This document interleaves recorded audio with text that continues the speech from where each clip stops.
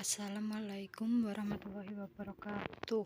Di sini saya dari kelompok 3 akan mempresentasikan mengenai memahami dan mengukur efektivitas pengendalian internal yang disusun oleh kelompok 3 yang beranggotakan 1. Siska Sofia, yang kedua Friska Mega Pratiwi. Next. Pengendalian dan peran manajemen. Pengendalian internal dirancang oleh manajemen dan dilakukan oleh personal di semua tingkat organisasi dengan menjamin efisiensi dan efektivitas proses operasi, kendala catatan keuangan, dan kepatuhan terhadap peraturan yang berlaku. Pengendalian internal tidak hanya terbatas pada seperangkat prosedur dan infrastruktur pengamanan, tetapi juga integritas dan etika semua personal organisasi. Next. Peran auditor internal dalam pengendalian perusahaan. Berdasarkan IIPF, peran auditor adalah yang pertama, menaksir area-area berisiko tinggi yang merupakan tujuan utama dari pengendalian. Yang kedua, mendefinisikan dan menjalankan program untuk meninjau sistem pencegahan risiko.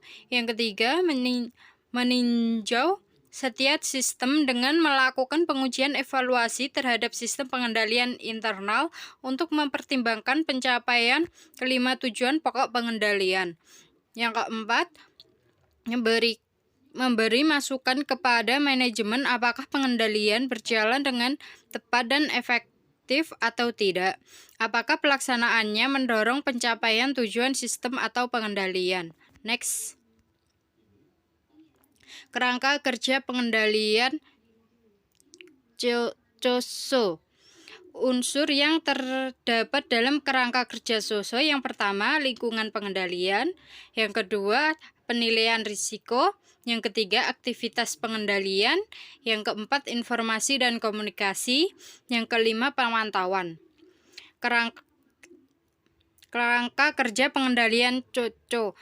Komponen pokok yang pertama yaitu 1. Tujuan, 2. Komitmen, 3. Kemampuan, 4. Tindakan, dan 5. Pemantauan dan pembelajaran. Slide selanjutnya akan dijelaskan oleh rekan saya, Siska. Baik, untuk selanjutnya yaitu kerangka kerja pengendalian COVID. Keterkaitan komponen dan isi kerangka COVID-5 yaitu yang pertama, memenuhi kebutuhan pemangku kepentingan. Yang kedua, memenuhi seluruh proses pengelolaan dari awal hingga akhir. Yang ketiga, menerapkan satu kerangka kerja terintegrasi. Yang keempat, menerapkan satu pendekatan menyeluruh. Yang kelima, memisahkan tata kelola dari manajemen.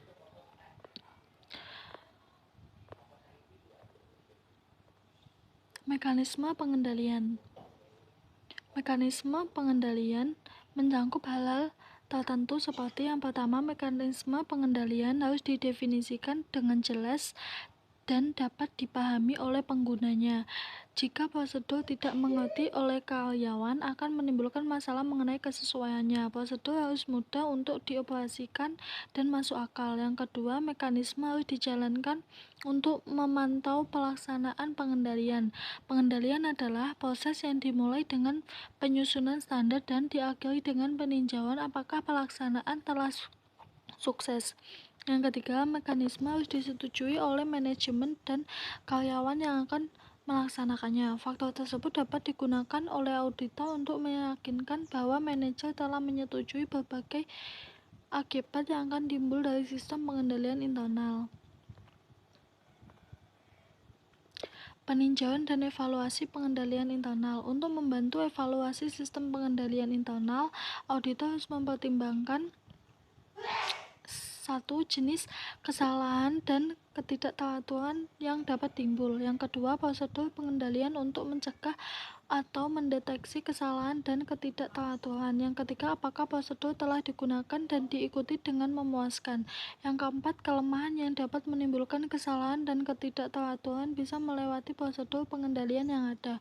Yang kelima, sifat, waktu, dan luasnya prosedur audit yang digunakan sebagai akibat dari kelemahan tersebut. Yang keenam, metode-metode audit yang digunakan untuk mempelajari dan mengevaluasi pengendalian internal yang ada.